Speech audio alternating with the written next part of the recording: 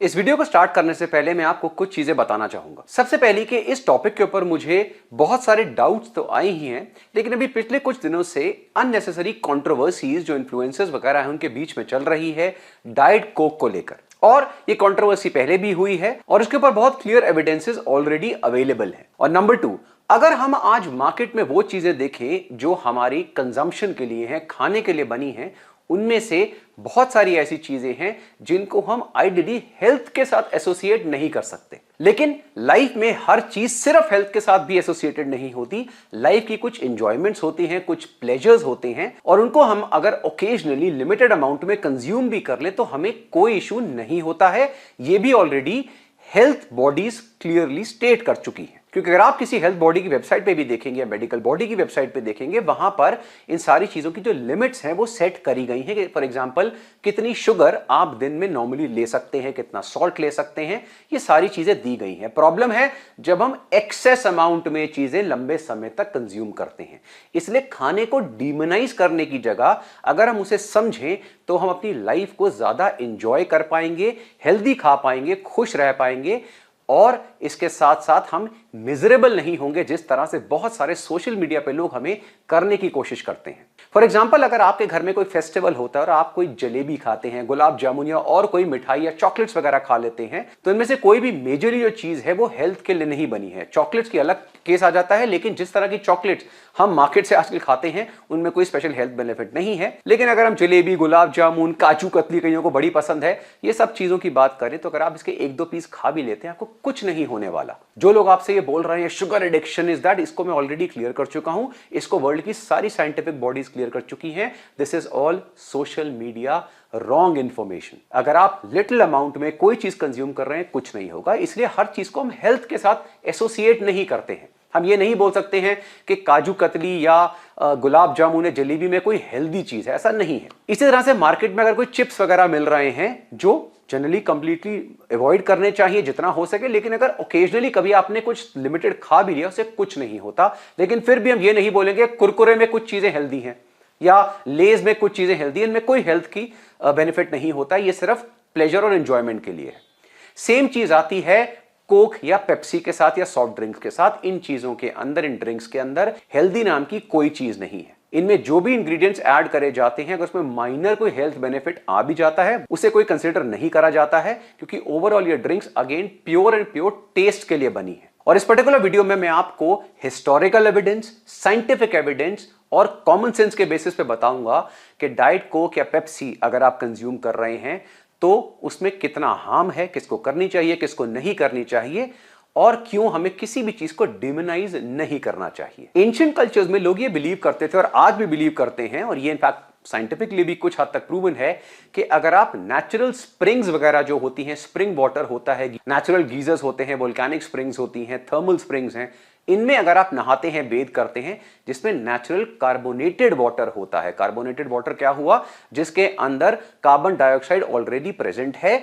वो particular water में अगर आप नहाते हैं तो आपको बहुत सारे हेल्थ बेनिफिट्स होते हैं। तो इसी कंसेप्ट को ध्यान में रखते हुए आज से कुछ सेंचुरीज पहले साइंटिस्ट ने सोचा कि क्या हम इसी तरह के पानी को कंज्यूम भी कर सकते हैं, क्या उससे कोई हेल्थ बेनिफिट्स होंगे। और जो आर्टिफिशियली प्रोड्यूस कार्बोनेटेड वाटर है उसकी शुरुआत इसी आइडिया से हुई थी। जो सबसे पहले कार्बोनेटेड वाटर बेस्ड ड्रिंक्स थी वो अराउंड 17th सेंचुरी में मार्केट में आई, जिसके अंदर उस समय सिर्फ लेमन और हनी को ऐड करा जाता था, और वो जो पर्टिकुलर ड्रिंक्स होती थी वो कार्बोनेटेड फॉर्म में होती थी। इनफैक्ट जो सबसे पहला कमर्शियल ड्रिंकेबल कार्बोनेटेड वाटर था वो 1767 में डॉक्टर जोसेफ प्रीस्टली ने बनाया। इनफैक्ट डॉक्टर जोसेफ प्रीस्टली थे अपने समय के one of the most renowned scientist थे। 10 से ऊपर इनको लैंग्वेजेस आती थी, मल्टीपल गैसेस इन्होंने डिस्कवर करी थी, जिनमें oxygen, ammonia, sulphur dioxide, nitrous dioxide और ऐसी और भी गैसेस। इसके अलावा ये एक थियोलॉजियन, फिलोसोफर, हिस्टोरियन, केमिस्ट और एक मल्टी सब्जेक्ट एजुकेटर थे। और जब ये कार्बोनेटेड वाटर मार्केट में आया तो काफी रेंज जो थी वो मार्केट में हुई, इसकी डिमांड बहुत ज्यादा बढ़ने लगी। लेकिन एक चैलेंज जो था वो इन कंपनीज को आने लगा, वो था कि इसके अंदर से तो गैस थी वो लीक हो जाती थी। भाई अगर आज भी आप कोक या पेप्सी की कोई बोतल ओपन करते हैं तो जो कार्बन डाइऑक्साइड निकलता है वो आज की डेट में उनको पता है कैसे उसे कॉम्पैक्ट रखना है, कैसे सील रखना है।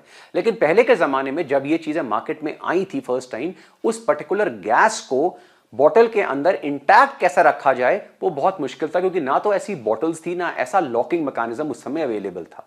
इसलिए 18th सेंचुरी में बहुत सारे लोगों ने कोशिश करी कि इस तरह का कोई मैकेनिज्म जो है वो हम डेवलप करें जिससे ये गैस लीक ना हो। इनफैक्ट 1500 से ऊपर पेटेंट्स फाइल करे गए थे अलग अलग तरह के जो कैप्स थी उनके डिजाइन के ऊपर। लेकिन जो प्रेजेंट ग्लास बॉटल्स आप देखते हैं उसके ऊपर जो ढक्कन है जिसे हम ओपनर से खोलते हैं, उसका जो पेटेंट था वो सबसे पहले 1892 में फाइल हुआ था और उसे कहते हैं क्राउन कॉर्क बॉटल सील। इस नाम से वो पेटेंट फाइल हुआ था जो यूएस के विलियम पेंटर ने सबसे पहले फाइल किया था। और उस समय में ये जितनी भी कार्बोनेटेड ड्रिंक्स मार्केट में अवेलेबल थी इनको हेल्दी माना जाता था। ये बिलीव किया जाता था कि इससे बहुत सारे डिजीजेस क्योर हो सकते हैं, इसलिए उस समय इन पर्टिकुलर बॉटल्स को केमिस्ट के थ्रू बेचा जाता था। क्योंकि जो केमिस्ट होते थे इनको यह पता था कि इस तरह के जो पर्टिकुलर कार्बोनेटेड वाटर है इनमें किस तरह के फ्लेवर्स को हम ऐड कर सकते हैं। और इसी की वजह से उस समय बहुत सारे केमिस्ट ने डिफरेंट चीजें इन पर्टिकुलर कार्बोनेटेड वाटर्स के अंदर ऐड करनी शुरू करी और इनके पीछे कुछ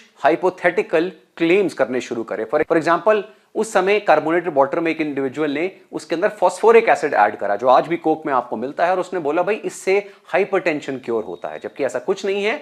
लेकिन उस समय इन क्लेम्स के पीछे बैकिंग कोई मांगता नहीं था। ऑल्सो उन्होंने इसके अंदर कुछ स्वीटनेस वगैरह भी ऐड करने शुरू करे, कुछ मीठी चीजें ऐड करनी शुरू करी, क्योंकि उस समय की जो मेडिसिन होती थी वो बहुत कड़वी होती थी। तो उनको लेने के लिए इन कार्बोनेटेड या मीठे कार्बोनेटेड वाटर्स को दिया जाता था ताकि वो इजिली इन मेडिसिन को कंज्यूम कर पाए। इनफैक्ट 19th सेंचुरी के बिगिनिंग में वर्ल्ड ओवर स्पेशली यूएस में जहां पर इन कार्बोनेटेड वाटर्स को बेचा जा रहा था वहां पर कोई भी रिस्ट्रिक्शन नहीं थी कि आप इनके अंदर क्या ऐड कर रहे हैं। इसलिए फार्मासिस्ट ने इन पर्टिकुलर ड्रिंक्स के अंदर बहुत सारे नार्कोटिक ड्रग्स को ऐड करना शुरू करा, क्योंकि ये ड्रग्स उस समय बैंड नहीं थे, जिसमें हेरोइन, मॉर्फिन, कोकेन, ओपियम और ऐसी और भी चीजें ऐड करी जाने लगी। और इन सारे की सारी फॉर्मुलेशंस में एक पर्टिकुलर फॉर्मुलेशन थी जो लोगों को बहुत पसंद आई, उससे जबरदस्त किक उनको मिलती थी। वो थी carbonated water, phosphoric acid, cola nut और कोकेन का कॉम्बिनेशन। और इस पर्टिकुलर ड्रिंक से जो हाई था वो ऑफ कोर्स ये बात है कॉफी से बहुत ज्यादा था, तो लोगों को इस ड्रिंक की एडिक्शन होने लगी। इनफैक्ट 1863 में एक केमिस्ट जिनका नाम था एंजेलो मारियानी, उन्होंने कोकोआ लीफ एक्सट्रैक्ट और कोकेन को वाइन में मिक्स करके सेल करना शुरू करा और ये इतना जबरदस्त हिट हुआ कि उस समय के जो बहुत फेमस इंडिविजुअल्स थे जैसे कि Albert Einstein, Queen Victoria, Pope Leo the 13th, famous writers जैसे कि Jules Verne, Alexander Dumas, Arthur Conan Doyle, ये सारे के सारे विन मैरियानी जो पर्टिकुलर इन्होंने वाइन क्रिएट की थी उसको एंजॉय करते थे। इनफैक्ट ऐसा माना जाता है कि जो कोका कोला की एक्चुअल फॉर्मुलेशन थी उसको एज एन एंटीडोट डेवलप करा गया। जो अमेरिकन सिविल वॉर थी उस समय मॉर्फिन की एडिक्शन बहुत ज्यादा बढ़ गई थी और इसकी एंटीडोट के लिए उन्होंने कोका कोला की फॉर्मुलेशन बनाई। उस समय एक फार्मासिस्ट थे जिसका नाम था जॉन पेम्बरटन, वो खुद इस सिविल वॉर का हिस्सा थे और अप्रैल 1865 में बैटल ऑफ कोलंबस के समय उनको काफी सीरियस इंजरीज हुई और इन इंजरीज को ट्रीट करने के लिए उन्होंने अपने लिए कुछ पेन किलर्स बनाने की सोची, जिसमें उन्होंने ये प्लान करा कि मैं इसमें ओपियम ऐड नहीं करूंगा जो उस समय ऐड करा जाता था, तो ओपियम वो ना ऐड करे। इसके लिए उन्होंने कोका कोला की जो फॉर्मुलेशन थी, ओरिजिनल फॉर्मुलेशन, उसको बनाया, यानी as a painkiller Coca Cola को सबसे पहले बनाया गया। और सबसे पहले 1886 में डॉक्टर जॉन एस पेम्बरटन ने कोका कोला को ऑफिशियली इंट्रोड्यूस करा और उस समय उसमें कोकेन ऐड करी जाती थी क्योंकि कोकेन उस समय लीगल थी। इनफैक्ट ये भी डाउट आता है कि क्या कोका कोला में आज भी कोकेन होती है, जैसे उसका नाम है कोका, तो ऐसा नहीं है, क्योंकि कोका कोला के अंदर जो कोका लीफ एक्सट्रैक्ट है वो आज भी ऐड करा जाता है, लेकिन उसके अंदर जो मेजर एल्कोलाइड होता है जिससे नशा होता है, जो कोकेन एल्कोलाइड है, उसे रिमूव कर दिया जाता है। इसका मतलब है कोका कोला के अंदर डीकोकोनाइज या cocaine free Coca leaf extract आज ऐड किया जाता है। इनफैक्ट यूएस में सिर्फ एक कंपनी है जिसको ये एक्सट्रैक्शन करना अलाउड है, वो है स्टीफन कंपनी, जिसके पास डीईए का लाइसेंस है कि वो कोका लीफ को इंपोर्ट करे और उस प्रोसेस के थ्रू जो डीकोकोनाइज यानी कोकेन फ्री एक्सट्रैक्ट है उसको निकाले। अब क्वेश्चन ये भी आएगा कि जो कोकेन निकला उसका क्या करा जाता है, तो उसको लीगली प्रॉपर सर्टिफिकेशंस के अंदर बहुत सारी फार्मास्यूटिकल कंपनीज को दिया जाता है, क्योंकि ये सारे जो कंपाउंड्स हैं ये आज भी फार्मास्यूटिकल्स में यूज किए जाते हैं। इसलिए जो भी कोका लीफ एक्सट्रैक्ट आज की डेट में कोका कोला में ऐड करा जाता है उसके अंदर कोई भी साइको एक्टिव इफेक्ट नहीं होता। इनफैक्ट कोका कोला का जो ओरिजिनल फॉर्मुलेशन था जिसके अंदर कोकेन को ऐड किया जाता था उसको एज अ मेडिसिन ही सेल करा जाता था 5 सेंट्स में, और ऐसा बोला जाता था कि अगर आप कोका कोला कंज्यूम करेंगे तो आपकी जो मॉर्फिन एडिक्शन है, हेडेक्स, नर्व डिसऑर्डर्स, इंडाइजेशन और इनफैक्ट इम्पोटेंस भी क्योर हो जाएगी। जो कोका कोला की सबसे पहली बॉटलिंग कंपनी थी वो 1891 में स्टार्ट हुई, लेकिन 1920s आते आते वर्ल्ड की ओवर 27 कंट्रीज में कोका कोला बॉटल हो रही थी और ऑलमोस्ट 50 प्लस कंट्रीज में इसको सेल किया जा रहा था। यानी 1920 तक ही कोका कोला वर्ल्ड में इतनी स्प्रेड हो चुकी थी। लेकिन अगर कभी कोका कोला वगैरह के बारे में आप पढ़ेंगे, उसकी कंपनी की हिस्ट्री पढ़ेंगे, तो एक नाम आपको बहुत ज्यादा सुनने को मिलेगा। वो है रॉबर्ट वुडरफ, जिनको ऑफिशियली द बॉस कहा जाता था और उन्होंने कोका कोला को मोर देन 51 ईयर्स तक सक्सेसफुली रन करा। Robert Woodruff first world war के बाद ही कोक के सीईओ बन गए थे और उसके बाद अगले 50 सालों तक उन्होंने कोक को नई हाइट्स पे पहुंचाया। इनफैक्ट कोका कोला का सबसे बड़ा ब्रेक थ्रू आया सेकेंड वर्ल्ड वॉर में, जहां पर वुडरफ ने बोला कि हर एक यूएस सोल्जर के हाथ में कोका कोला होनी चाहिए और उसे यह सिर्फ 5 सेंट्स की पड़ेगी, इररिस्पेक्टिव कि वो कंपनी को कितने की पड़ेगी। As a result second world war में जो यूएस मिलिट्री थी उसकी जो ऑफिशियल ड्रिंक थी वो कोका कोला बनी। On the other hand Pepsi भी उस समय तक मार्केट में आ चुकी थी, लेकिन पेप्सी को बहुत ज्यादा प्रॉब्लम्स हो रही थी क्योंकि जो शुगर ऐड करी जाती थी कोक या पेप्सी में, उसके प्राइसेस वर्ल्ड वॉर के समय बहुत फ्लक्चुएट कर रहे थे और कोका कोला कंपनी इन फ्लक्चुएशंस जो थी उससे फ्री थी। ऑफिशियली गवर्नमेंट ने उसको एग्जेम्प्ट करा हुआ था। इनफैक्ट मल्टीपल जो यूएस जनरल्स थे उन्होंने कोक के जो बॉटलिंग इक्विपमेंट थी उनको मिलिट्री इक्विपमेंट के साथ कैरी करने का ऑर्डर दिया था फ्रंट लाइन के ऊपर। फेमस जनरल ड्वाइट आइजनहॉवर ने 1943 में जो सेकेंड वर्ल्ड वॉर में अफ्रीका कैंपेन था यूएस का, उसमें हर महीने 6 मिलियन कोक बॉटल्स का ऑर्डर दिया था क्योंकि अफ्रीका में जो एक्सट्रीम हीट थी उससे बचने के लिए वहां पे जो सोल्जर्स थे, यूएस सोल्जर्स, उनको कोक बहुत हाई अमाउंट में दी जा रही थी। इनफैक्ट सबसे सरप्राइजिंग चीज ये है कि जितना बिजनेस कोक या कोका कोला यूएस में कर रही थी सेकेंड वर्ल्ड वॉर में, उतना ही बिजनेस बाकी कंट्रीज में भी कर रही थी, जिसमें जर्मनी इंक्लूडेड था, क्योंकि जर्मन सोल्जर्स को, जर्मन वुंडेड सोल्जर्स को भी कोक उतने ही अमाउंट में सप्लाई हो रही थी। इनफैक्ट इस फैक्ट को जान के आपको बहुत मजा आएगा कि जब जर्मनी में सेकेंड वर्ल्ड वॉर में कोक की सप्लाई खत्म हो गई, कोक मिलना बंद हो गई, मुश्किल हो गया उसकी सप्लाई, तो जो जर्मन बिजनेसमैन थे मैक्स कीथ, जो उस समय कोक के जर्मनी में ऑफिशियल डिस्ट्रीब्यूटर थे, सप्लायर थे, उन्होंने एक अपनी खुद की ग्रेप फ्रूट बेस्ड ड्रिंक बनाई जिसका नाम था फैंटा।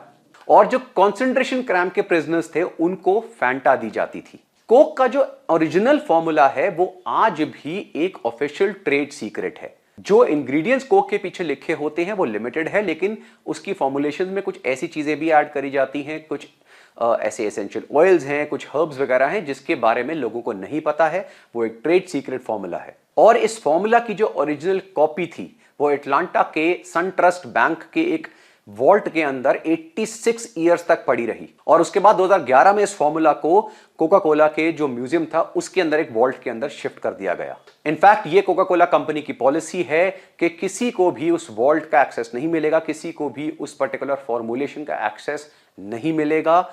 जो ओरिजिनल फॉर्मुलेशन, ऐसा माना जाता है कि आज भी सिर्फ 2 लोगों को पता है और वो 2 लोग कौन है किसी को ये भी नहीं पता। कंपनी में बहुत टॉप पोजीशन पे होते हैं और वो लोग कभी भी साथ में ट्रैवल नहीं करते, साथ में फ्लाइट पर एक फ्लाइट में नहीं जाते हैं। जो कैलोरी फ्री ड्रिंक्स थी कोक ने वो सबसे पहले 1960s में इंट्रोड्यूस करी और जो सबसे पहली ड्रिंक थी उसका नाम था टैब। लेकिन जो डाइट कोक थी वो सबसे पहले 1982 में इंट्रोड्यूस हुई, जो एक वर्ल्ड वाइड कमर्शियल हिट बनी। और जिस तरह से कोक पूरी दुनिया में बहुत फेमस थी, उसी तरह से कोक ने ऑफिशियली इंडिया में एंटर करा 1950s में। उस समय हमारी कंट्री अभी इंडिपेंडेंट ही हुई थी और हमारी जो इकोनॉमिक पॉलिसीज थी उन्हें हमें प्रॉपर्ली फॉर्म नहीं करा था और इसलिए उस समय कोई फॉरेन एक्सचेंज एक्ट नहीं था। जनवरी 1, 1974 में इंडिया का फॉरेन एक्सचेंज एक्ट जो था उसे इंप्लाई करा गया, जो late prime minister Indira Gandhi के समय में आया। और यहां पर प्रॉब्लम शुरू हुई कोका कोला और इंडियन गवर्नमेंट के बीच में, क्योंकि इस पर्टिकुलर एक्ट के अकॉर्डिंग अगर कोई फॉरेन कंपनी इंडिया में ऑपरेट कर रही है तो उसके अपनी इक्विटी का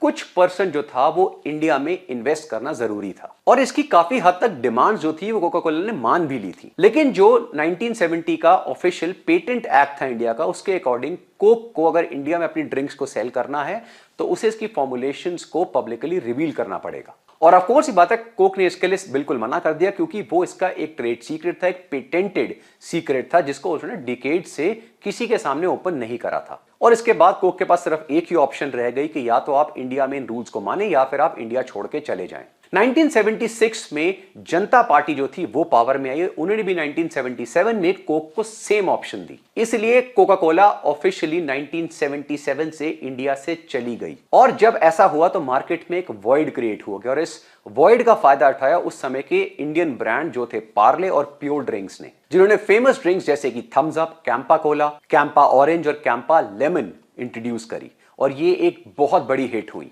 उसके बाद जब हमारा लिबरलाइजेशन हुआ अर्ली 90s में, जब फॉरेन एक्सचेंज एक्ट को रिवाइज करा गया लेट डॉक्टर मनमोहन सिंह के अंडर, तो 1993 में कोक ने इंडिया में री एंटर करा और उसके बाद कुछ ही सालों में वो इतनी पावरफुल हो चुकी थी और वर्ल्ड ओवर भी वो इतनी पावरफुल कंपनी थी कि 99 में उन्होंने पार्ले जैसी इंडिया की टॉप सॉफ्ट ड्रिंक्स कंपनी को परचेज कर लिया और लेजेंडरी ड्रिंक्स जैसे कि Thums Up, Gold Spot, Limca, इनको $60 मिलियन में परचेज करा। जब कोक ने पार्ले को खरीदा तब almost 85% of market share Thums Up का था, लेकिन कोक उसके बाद पेप्सी जो 1997 में इंडिया में आई, ये नहीं चाहते थे कि कोई भी लोकल कॉम्पिटिटर रहे, प्लस उनको इन कंपनीज की यानी लोकल जो हमारी ड्रिंक्स थी उनमें कोई इंटरेस्ट नहीं था। उनको इंटरेस्ट था इनकी जो मैन्युफैक्चरिंग प्लांट्स थे, इनकी जो बॉटलिंग फैसिलिटीज थी और इसके साथ साथ जो इनका एस्टैब्लिश मार्केटिंग और कंज्यूमर बेस बना हुआ था। और उसके बाद कोक ने ह्यूज इन्वेस्टमेंट्स इंडिया में करी और उसने कोई स्टोन अनटर्न नहीं छोड़ा कि वो प्रॉपर मार्केटिंग करे। सेम चीज पेप्सी ने भी करी। अकॉर्डिंग टू सोर्सेज 2025 तक कोका कोला कंपनी की जो मार्केट कैपिटलाइजेशन है वो ओवर $300 बिलियन की है। तो ये तो थी कोक की एक छोटी सी हिस्ट्री।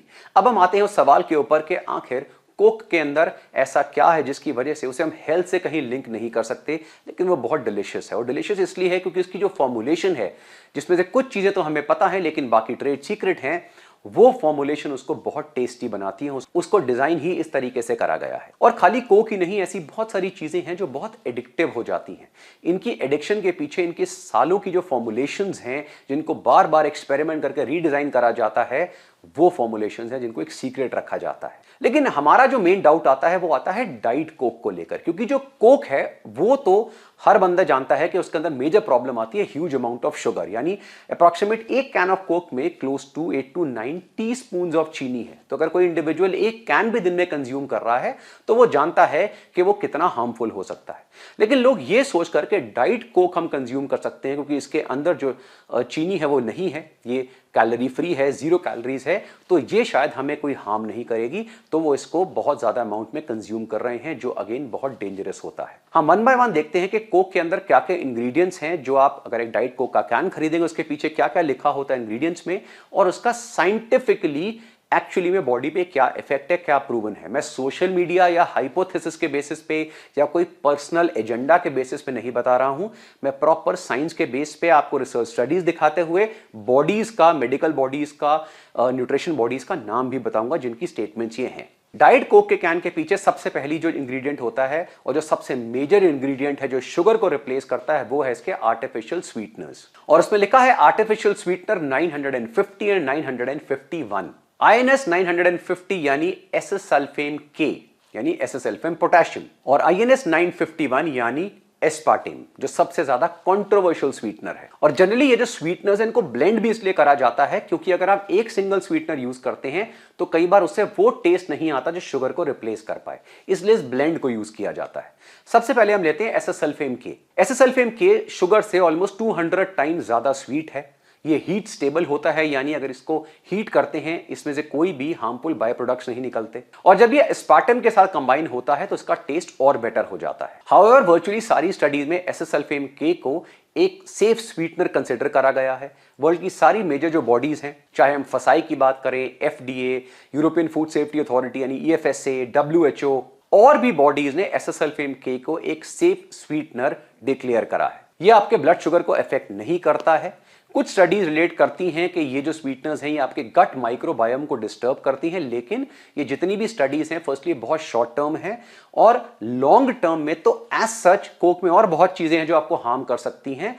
जस्ट एससल्फेम के आपको एज सच कुछ नहीं करेगा। और इसकी जो एक्सेप्टेबल डेली लिमिट सेट करी गई है वो है 15 mg पर KG body weight per day, जो काफी ज्यादा होती है। इतना अमाउंट आप कंज्यूम नहीं कर सकते। अगर आप लीटर्स ऑफ कोक भी पिएंगे तो भी पॉसिबल नहीं है। अब आता है एस्पार्टेम, जो एक बहुत ही कंट्रोवर्शियल स्वीटनर है, लेकिन इसके बारे में सोशल मीडिया पे आपको बहुत ज्यादा हो हल्ला मिलेगा, ये कर देगा वो कर देगा, लेकिन एक्चुअली ऐसा कुछ भी नहीं है। पहले आपको बताता हूं ये है क्या, फिर इसकी स्टडीज एग्जैक्टली क्या कहती है। अगेन ये शुगर से ऑलमोस्ट 200 टाइम ज्यादा स्वीट होता है और ऑलमोस्ट चीनी जितनी ही बड़ी क्लीन स्वीटनेस देता है। वर्ल्ड ओवर फसाई, WHO, FDA, EFSA इन सब ने एस्पार्टेम को एज ए स्वीटनर अप्रूव करा हुआ है और इसकी भी जो हायर लिमिट है वो 40 to 50 mg पर KG body weight per day है, जो काफी हाई होती है, जिसको नॉर्मली अब अगर आप कोक या पेप्सी भी पी रहे हैं उससे आप कंज्यूम नहीं कर सकते। अब अगर आप एस्पार्टेम की एक्चुअली हिस्ट्री देखेंगे, जो डिस्कस नहीं करेंगे, लेकिन it is one of the most controversial artificial sweetener ever developed. इसके पीछे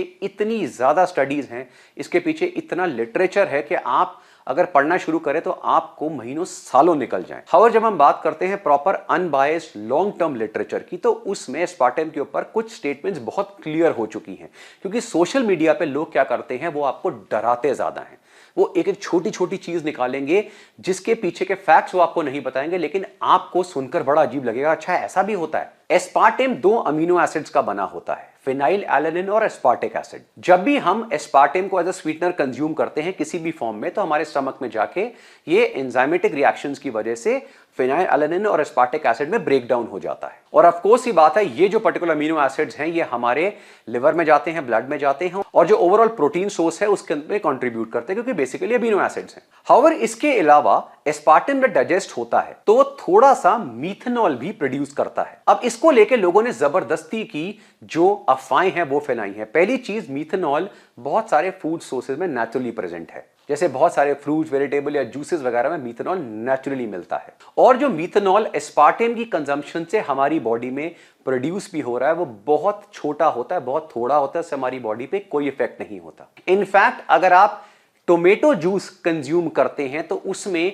6 टाइम्स ज्यादा मीथेनॉल हमारी बॉडी में प्रोड्यूस होता है, लेकिन वो भी कोई हार्म नहीं करता है। सिमिलरली अगर आप नॉर्मल मिल्क कंज्यूम करते हैं तो उसमें 6 टाइम्स ज्यादा फिनाइल एलानिन और 13 टाइम्स ज्यादा एस्पार्टिक एसिड होता है एज कंपेयर टू एस्पार्टेम। तो एस्पार्टेम में ऐसा जैसी कोई भी चीज नहीं है जिससे हमारी बॉडी को हार्म हो, स्पेशली जो लिटिल अमाउंट में अगर हम उसे कंज्यूम भी कर रहे हैं। अब आता है एक बहुत बड़ी कंट्रोवर्सी कि एस्पार्टेम अगर आप कंज्यूम करते हैं तो ये कैंसर कॉजिंग है। ऐसा बिल्कुल भी नहीं है। 2019 में जो IARC यानी इंटरनेशनल एजेंसी ऑन कैंसर, उसको एक रिस्पॉन्सिबिलिटी दी गई कि वो सारे लिटरेचर को स्टडी करे डिटेल में और ये चेक करे कि क्या एस्पार्टेम कंजम्पशन से ह्यूमंस में कैंसर रिस्क इंक्रीज होता है। और इसी तरह से 2023 में जो World Health Organization expert committee on food additives है, उसने भी एस्पार्टेम के ऊपर एक रिस्क असेसमेंट करा और सारी स्टडीज को एनालाइज करा। और इन सारी की सारी बॉडीज ने ये चीज अब बहुत क्लियरली प्रूव कर दी है कि एस्पार्टेम जो है वो आपकी बॉडी में जाके जब ब्रेक डाउन होता है तो ऐसा कोई भी प्रोडक्ट नहीं बनाता जिससे हमारी बॉडी के अंदर किसी भी तरह के कैंसर का रिस्क इंक्रीज होता है। जैसे मैंने बताया, जो बेसिक अमीनो एसिड्स और मीथेनॉल है वो वैसे भी कुछ नहीं करते और जो अमाउंट है वो इतना छोटा है, नॉर्मल फूड से भी ज्यादा छोटा है, तो ऐसा कोई रिस्क उसमें नहीं होता, स्पेशली जिस अमाउंट में एस्पार्टेम आप कंज्यूम कर रहे हैं। 1980 से ही एस्पार्टेम को बहुत सारे फूड प्रोडक्ट्स जैसे कि डाइट ड्रिंक्स, च्युइंगम्स, आइसक्रीम्स, बहुत सारे डेयरी प्रोडक्ट जैसे कि योगर्ट, ब्रेकफास्ट सीरियल्स, बहुत सारे सप्लीमेंट, टूथपेस्ट, इन सब में यूज किया जाता है। और इन सारी बॉडीज ने एस्पार्टेम की जो हायर लिमिट सेट करी है वो है close to 40 to 50 milligram aspartame per KG body weight per day. और एक कैन ऑफ डाइट कोक में अप्रोक्सीमेटली 200 से 300 mg एस्पार्टेम होता है। यानी एक 70 kg का आदमी अगर दिन में 9 से 14 कैन ऑफ डाइट को कंज्यूम करता है तब वो इस अपर लिमिट के पास पहुंचता है, जो प्रैक्टिकली इंपॉसिबल है। और अगर आप कर रहे हैं या कोई इंडिविजुअल कर रहा है तो वैसे ही बेवकूफ है, क्योंकि उसको फिर एस्पार्टम से ज्यादा और बहुत सारी चीजें हैं जिससे हार्म होगा। डाइट कोक या कोई भी ऐसा प्रोडक्ट जिसमें एस्पार्टम यूज किया जाता है उसमें एक वार्निंग लिखी होती है कि अगर आप एक डिजीज जिसे हम कहते हैं फिनाइल कीटोनूरिया, अगर इससे सफर कर रहे हैं तो आप एस्पार्टेम बेस्ड जो प्रोडक्ट्स हैं उनको अवॉइड करिए। और इस केस में तो और भी बहुत सारे प्रोडक्ट्स अवॉइड होते हैं, क्योंकि ये एक rarest of the rare genetic disorder है जहां पर एक ह्यूमन बॉडी बाय बर्थ ही जो फिनाइल एलानिन अमीनो एसिड होता है उसको ब्रेक डाउन नहीं कर पाती। अभी एक लेटेस्ट अम्ब्रेला रिव्यू स्टडी में जहां पे 10 से ऊपर मेटा एनालिसिस स्टडी को एनालाइज करा गया और उसमें एक चीज क्लियरली बताई गई कि एस्पार्टेम कंजम्पशन पे किसी तरह के कैंसर रिस्क जो है उसको इंक्रीज होता हुआ नहीं देखा गया है। चाहे हम बात करें कोलोरेक्टल कैंसर की, पैनक्रियाटिक कैंसर की, स्टमक या गैस्ट्रिक कैंसर की और किसी कैंसर फॉर्म की, वो एस्पार्टम के नॉर्मल कंजम्पशन से हमारी बॉडी में इंक्रीज नहीं होता। जो पहला जो डर था कि क्या ये जो आर्टिफिशियल स्वीटनर्स इसमें ऐड करे जाते हैं कैंसर कॉजिंग है, आंसर इज नो। नंबर 2, जिसके ऊपर अभी लेटेस्ट कंट्रोवर्सी अननेसेसरीली चल रही है सोशल मीडिया पे without understanding, is type 2 diabetes. क्योंकि कुछ स्टडीज बताती हैं कि अगर आप आर्टिफिशियल स्वीटनर्स भी कंज्यूम कर रहे हैं तो भी आपके टाइप 2 डायबिटीज का जो रिस्क है वो इंक्रीज होगा।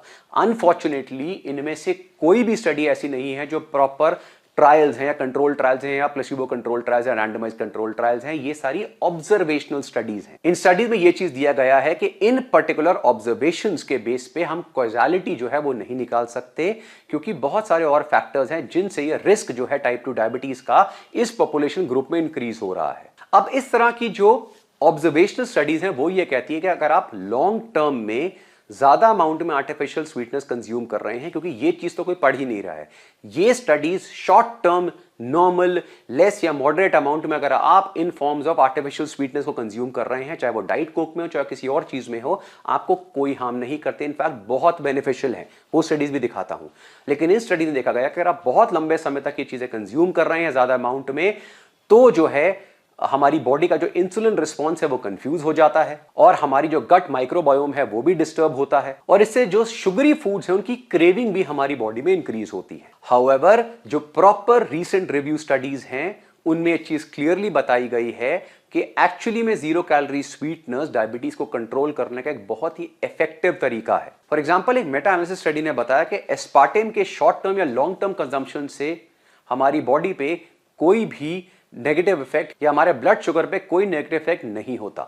इनफैक्ट एक स्टडी में चीज बताई गई कि जितनी भी ऑब्जर्वेशनल स्टडीज ये चीज बोल रही हैं, वहां पर जो ओबेसिटी देखी गई है, टाइप 2 डायबिटीज इश्यूज देखे गए हैं, वो generally higher overall calorie consumption या एक्सट्रीमली सेडेंटरी लाइफस्टाइल की वजह से देखे गए हैं। और ये लोग जो ओबेसिटी या टाइप 2 डायबिटीज से सफर कर रहे हैं, ये उस समय जिस समय ऑब्जर्वेशंस ली गई हैं उस समय बहुत सारा प्रोसेस फूड भी कंज्यूम कर रहे थे जिसके अंदर आर्टिफिशियल स्वीटनर्स एडेड थे। तो ये आर्टिफिशियल स्वीटनर्स की वजह से नहीं है, क्योंकि ऐसी बहुत अच्छी स्टडीज हैं जो ये बताती हैं कि अगर आपका ब्लड शुगर लेवल हाई है, आपको शुगर क्रेविंग्स होती हैं, तो आप वो फूड जिसके अंदर जीरो कैलोरी स्वीटनर्स हैं वो अगर आप कंज्यूम करते हैं आपके लिए एक्चुअली में बहुत अच्छा है, आपके ब्लड शुगर कंट्रोल के लिए बहुत अच्छा है। और ये ब्लड शुगर कंट्रोल और डायबिटीज कंट्रोल के लिए अच्छा है। इसको जो अप्रूवल मिला है वो भी वर्ल्ड की सारी बॉडी से मिल चुका है, which includes US FDA, European food safety authority, WHO, American diabetic association, diabetes UK और वर्ल्ड की मेजर डायबिटीज बॉडीज के through. Long term of zero calorie sweetness आपको क्या इफेक्ट देंगी, इसके ऊपर अभी तक एक भी कंक्लूसिव प्रूफ नहीं आया है, क्योंकि जो जो इंडिविजुअल्स अपने लाइफस्टाइल को हेल्दी रख रहे हैं और वो अपने फूड के अंदर शुगर की जगह किसी जीरो कैलोरी स्वीटनर को लिटिल अमाउंट में यूज कर रहे हैं, उनको एज सच कोई प्रॉब्लम नहीं होने वाली है, क्योंकि वो वैसे ही बड़े फिट है, उनका ब्लड शुगर लेवल बिल्कुल नॉर्मल है। लेकिन जिनका एबनॉर्मल है उनमें कोई भी लिंक आर्टिफिशियल स्वीटनेस की वजह से आज तक एस्टैब्लिश नहीं हुआ है। जो सेकंड इंग्रेडिएंट डाइट कोक के पीछे होता है वो होता है कार्बोनेटेड वाटर। ये बिल्कुल हार्मलेस है। बेसिकली पानी के अंदर कार्बन डाइऑक्साइड को हाई प्रेशर से डिसॉल्व करा जाता है, उसके बाद बॉटल को सील कर दिया जाता है, और जब आप बॉटल को ओपन करते हैं वो जो बबल्स निकलते हैं, जो फिज निकलती है, दैट इज जो कार्बन डाइऑक्साइड है वो रिलीज होती है। ऐसी ड्रिंक्स पीते हुए जो रिफ्रेशिंग एक टैंगी सा टेस्ट आता है, जो फिजी सेंसेशन आती है, वो बेसिकली इसी CO2 की वजह से होती है, कार्बोनेटेड वाटर की वजह से। कार्बोनेटेड वाटर जो है वो आपकी बॉडी को कोई हार्म नहीं करता। जो एक अननेसेसरी मिथ इसके साथ भी फैलाई गई है कि ये बोन लॉस कॉज करता है, कैल्शियम लॉस कॉज करता है, ऐसा बिल्कुल भी नहीं है, उसका कोई लिंक नहीं है। कई लोगों को ब्लोटिंग और बर्पिंग या गैस वो कर सकता है, बट देन वो कोई हेल्थ इशू नहीं है, वो कई इंडिविजुअल में ऐसी बहुत सारी चीजों के साथ हो सकता है। अब आता है एक मेजर इंग्रेडिएंट जिसके बारे में लोग कम बात करते हैं, और लॉन्ग टर्म डाइट कोक की कंजम्पशन से जो एक्चुअली चीज आपको हार्म करेगी इवन लिमिटेड कंजम्पशन से, वो ये है, वो है एसिडिटी रेगुलेटर्स, जो आपने देखा है डाइट कोक के कैन के पीछे लिखे होते हैं, जिसमें एक है INS 338 और एक है INS 331। और इसमें जो INS 338 है यानी फॉस्फोरिक एसिड, वो सबसे बड़ा कल्प्रिट है। वर्ल्ड की मेजर बॉडीज ने फॉस्फोरिक एसिड को भी अप्रूव करा हुआ है एज अ फूड एडिटिव, अगर आप उसे छोटे अमाउंट में ऐड कर रहे हैं, और अगर आपकी बॉडी में भी फॉस्फोरिक एसिड छोटे से अमाउंट में जा रहा है उसमें कोई प्रॉब्लम नहीं है। लेकिन बहुत सारी स्टडीज ये चीज प्रूव कर चुकी हैं कि लॉन्ग टर्म में फॉस्फोरिक एसिड आपके लिए काफी हार्मफुल है। सबसे पहला क्वेश्चन है कि ये जो फॉस्फोरिक एसिड है यानी INS 338, ये ऐड क्यों करा जाता है? जो आप कोक के अंदर एक टैंगी फ्लेवर देखते हैं वो इस फॉस्फोरिक एसिड की वजह से है। इसके साथ साथ ये कोक के जो पीएच लेवल है उसे कंट्रोल करता है और जो कोक का फ्लेवर और कलर है उसे भी प्रिजर्व करता है। दो little amount of phosphoric acid consumption से अगेन आपको कुछ नहीं होगा, लेकिन कुछ पॉपुलेशन ग्रुप हैं जिनको लिटिल अमाउंट में भी आपको अवॉइड करना चाहिए और लॉन्ग टर्म में फॉस्फोरिक एसिड बेस्ड जितने भी बेवरेजेस हैं या कोई और फूड आइटम है वो डेंजरस होता है। इनफैक्ट जो आप ऐड देखते हैं कि देखिए जो कोक है वो टॉयलेट क्लीनर की तरह यूज हो रहा है, वो बेसिकली इसी फॉस्फोरिक एसिड की वजह से यूज होता है। अब ऐसा नहीं है कि आपने थोड़ी सी पी ली तो आपकी बॉडी भी वैसी क्लीन हो जाएगी, ये सिर्फ सोशल मीडिया का ड्रामा है। At the end of the day आपकी body is well capable of handling such thing अगर लिटिल अमाउंट में कंज्यूम कर रहे हैं। हाउएवर लॉन्ग टर्म में फॉस्फोरिक एसिड जो है वो जो प्रॉब्लम्स कॉज करता है उसमें सबसे पहले आता है डेंटल इरोजन। आपके जो टीथ है, इनामल है, उसको वीकन करता है, एरोड करता है। जो फॉस्फोरिक एसिड है बिकॉज इट्स एन एसिड, उसका पीएच लेवल काफी लो है, बहुत एसिडिक होता है, जिसकी वजह से जो हमारा एनामल है वो वीक होने लगता है, स्पेशली अगर आप बहुत हायर अमाउंट में फॉस्फोरिक एसिड बेस्ड ड्रिंक जैसे कि डाइट कोक वगैरह कंज्यूम कर रहे हैं। जो सेकंड मेजर प्रॉब्लम आती है वो आती है डिक्रीज इन बोन डेंसिटी और increase in fracture risk. Study में एक चीज प्रूव हुई है कि लॉन्ग टर्म अगर आप higher amount of phosphoric acid consume कर रहे हैं तो ये हमारी बोन डेंसिटी को कम करता है, हमारी बोन से कैल्शियम को लीच करता है, जिसकी वजह से फ्रैक्चर्स के चांसेस बढ़ जाते हैं, बोन्स वीक हो जाती हैं। और ये चीज स्पेशली जो पोस्ट मेनोपॉजल वुमेन है, जो प्रेग्नेंट वुमेन है, स्पेशली बच्चे हैं, उनमें ज्यादा देखी गई है। इसलिए जैसे मैंने बताया कि कुछ ऐसे एज ग्रुप्स होते हैं जिनमें इस तरह की ड्रिंक्स चाहे वो एंजॉयमेंट के लिए हो उसे जितना हो सके अवॉइड करें। तो बच्चों में, पोस्ट मेनोपॉजल वुमेन में, इवन एल्डरली मेन वुमेन के अंदर प्रेगनेंसी के केस में ऐसी ड्रिंक्स को आप हो सके तो कंप्लीटली अवॉइड करें। इसलिए बच्चों को यह सोचकर आप कोक नहीं पिलाएं रेगुलरली कि भैया उसको कोक पीने का बड़ा मन कर रहा है तो मैं तो डाइट कोक दे रही हूं, चीनी नहीं आएगी। सिर्फ चीनी ही प्रॉब्लम नहीं है, प्रॉब्लम और भी है। ऑल्सो स्टडीज में यह चीज देखी गई है कि किडनी स्टोन्स का जो रिस्क है वो एक्सेसिव फॉस्फोरिक एसिड की वजह से बढ़ जाता है। तो अगर आपको जेनेटिक इशू है जिसकी वजह से आपकी किडनी में स्टोन फॉर्मेशन बहुत फ्रीक्वेंट होती है तो आपके लिए डाइट कोक वगैरह को टोटली अवॉइड करना ही बेटर रहेगा। और इसके साथ साथ जो सेकंड इसमें एसिडिटी रेगुलेटर आता है INS 331, वो है सोडियम सिट्रेट। वो भी सिमिलर इफेक्ट ही देता है, लेकिन जितना फॉस्फोरिक एसिड पावरफुल है उतना नहीं है। लेकिन अल्टीमेटली ओवरऑल जो कोक के अंदर एसिड लोड होता है वो काफी ज्यादा होता है। इनफैक्ट कई लोगों ने मेरे से ये भी पूछा है भाई एसिडिटी तो नेचुरल फूड्स में भी होती है, कॉफी में भी होती है, लेकिन जो कोक है वो एक्चुअली में बहुत एसिडिक है। फॉर एग्जांपल कोक का जो पीएच लेवल है वो अराउंड 2.5 है और जो कॉफी का एसिड लेवल है वो 4.5 to 6 है। और कॉफी के अंदर जो limited amount of acid effect है वो नेचुरल जो उसके अंदर एसिड्स पाए जा रहे हैं उसकी वजह से है, उसके अंदर कोई आर्टिफिशियल स्ट्रॉन्ग एसिड्स को ऐड नहीं करा जाता। और कॉफी के अपने में बहुत जबरदस्त हेल्थ बेनिफिट्स हैं जो इन छोटी सी इशू को वैसे भी काउंटर कर देता है। जो नेक्स्ट इंग्रेडिएंट कोक के पीछे लिखा होता है, डाइट कोक के पीछे, वो है सोडियम बेंजोएट या प्रिजर्वेटिव 211।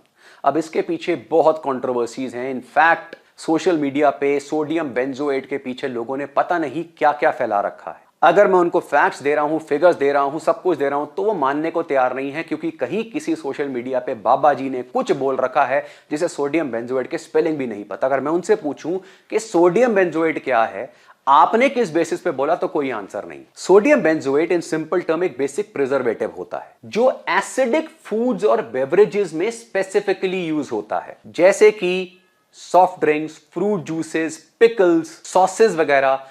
इनकी प्रिजर्वेशन जो है वो सोडियम बेंजोएट से बहुत अच्छी होती है, लेकिन इनकी प्रिजर्वेशन के लिए सोडियम बेंजोएट को बहुत छोटे अमाउंट में ऐड करा जाता है। इससे आपकी बॉडी पे कोई नेगेटिव इफेक्ट नहीं होता। इस प्रिजर्वेशन की वजह से ही जब फूड्स मार्केट में शेल्फ पे पड़े हैं, आपके घरों में पड़े होते हैं, तो उनके ऊपर जो यीस्ट है, फंगाई है, बैक्टीरिया है, वो डेवलप नहीं होते। अगेन वर्ल्ड की सारी बॉडीज, USFDA, EFSA, WHO, फसाए, कोई भी बॉडी किसी भी कंट्री की उठा लीजिए, उन्होंने सोडियम बेंजोएट है उसको एज अ सेफ प्रिजर्वेटिव बोला हुआ है और उसकी जो लिमिट है वो भी सेट करी है। और जनरली जिस लिमिट में, जिस अमाउंट में सोडियम बेंजोएट फूड वगैरह में यूज भी होता है वो बहुत ही छोटा होता है। जनरल पॉपुलेशन के ऊपर सोडियम बेंजोएट में कोई टॉक्सिसिटी नहीं देखी गई। हाँ, लेकिन इसको लेकर एक डाउट हमेशा आता है कि भाई जब सोडियम बेंजोएट विटामिन सी के साथ रिएक्ट करता है तो ये बेंजीन प्रोड्यूस करता है जो एक कैंसर कॉजिंग सब्सटेंस है, कार्सिनोजेन है। लेकिन जैसे मैंने आपको बताया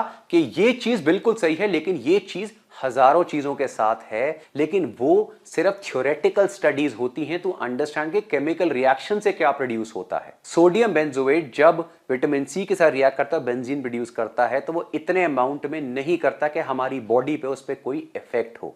इसलिए जितनी भी स्टडीज के ऊपर हुई उसमें कोई ह्यूमन स्टडी अप्रूव नहीं करती कि किसी इंडिविजुअल को कैंसर हुआ है बिकॉज ऑफ ईटिंग और टेकिंग सोडियम बेंजोएट, ना शॉर्ट टर्म ना लॉन्ग टर्म, क्योंकि जो amount of sodium benzoate add किया जाता है वो बहुत कम है। जितना धुआं आज हम इन सिटीज के अंदर इनहेल कर रहे हैं वो इस तरह के सोडियम बेंजोएट या लिटिल एस्पार्टेम इन चीजों से 1000 गुना ज्यादा है। वो आपको कैंसर ऐसे कॉज कर सकता है एज कंपेयर टू जो छोटी छोटी चीजों से जिससे लोगों ने डरा रखा है। लेकिन फिर भी किसी को लगता है कि नहीं, मैंने तो बस ठान लिया कि मैंने सोडियम बेंजोएट नहीं लेना है, फाइन, आप वो वाले फूड मत लीजिए जिसके अंदर सोडियम बेंजोएट एडेड है। प्रिजर्वेटिव्स और भी होते हैं, लेकिन गवर्नमेंट बॉडीज बहुत स्ट्रिक्ट होती है क्योंकि कई फूड्स ऐसे हैं जिनके अंदर ये प्रिजर्वेटिव्स ऐड करने पड़ते हैं, नहीं तो वो फूड्स खराब हो जाएंगे। नेक्स्ट इंग्रेडिएंट जो डाइट कोक में है वो है कलर, 150D यानी कैरामल कलर। कैरामल कलर के साथ भी कुछ पर्टिकुलर कंट्रोवर्शियल स्टडीज थी कि ये कैंसर कॉजिंग होता है, ये ट्यूमर्स के रिस्क को बढ़ाता है, लेकिन ये जितनी भी स्टडीज थी वो सारी एनिमल स्टडीज थी, लेकिन ह्यूमंस के ऊपर ऐसी कोई भी स्टडी प्रूव नहीं हुई है। European food safety authority, WHO, US FDA और IARC, international agency on cancer research, उन सारी बॉडीज ने एक चीज बोली है कि जो स्टडीज इसके ऊपर आई हैं वो जनरली एनिमल स्टडीज है, ह्यूमंस के ऊपर इसका कोई नेगेटिव इफेक्ट एज सच अभी तक देखा नहीं गया है। इसके अलावा डाइट कोक में कैफीन भी होता है, लेकिन वो बहुत ही छोटा अमाउंट होता है। जो लोग ये सोच के कोक ले रहे हैं कि उसमें कैफीन मुझे मिलेगा, ऐसा नहीं है। 100 ml में सिर्फ 10 ग्राम आपको कैफीन मिलता है।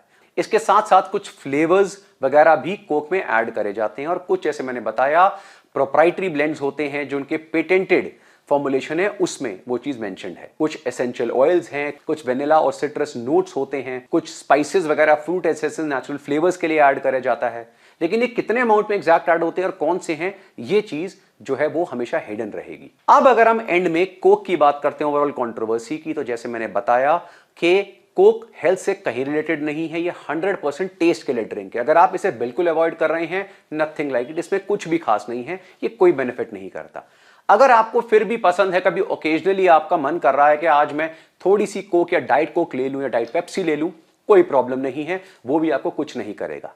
इनफैक्ट अगर आप रेगुलरली भी थोड़ा सा अमाउंट ले रहे हैं, देखा जाए तो वो भी आपको कुछ नहीं कर रहा है। हाउएवर अगर आप दिन में मल्टीपल टाइम्स बहुत ज्यादा अमाउंट ऑफ डाइट कोक या डाइट पेप्सी कंज्यूम कर रहे हैं, ये सोच के कि इसमें शुगर तो नहीं है, तो ये डेंजरस है, क्योंकि इसके अंदर फिर जो फॉस्फोरिक एसिड है वो प्रॉब्लमैटिक है और उसकी वजह से आपको प्रॉब्लम होती है। स्पेशली अगर आपका कैल्शियम इंटेक इनएडिक्वेट है, आपका विटामिन डी डेफिशिएंट है, मैग्नीशियम डेफिशिएंट है, जो ऑलरेडी इंडियन में बहुत ज्यादा है, उसकी वजह से फिर बोन्स फर्दर वीक होती हैं।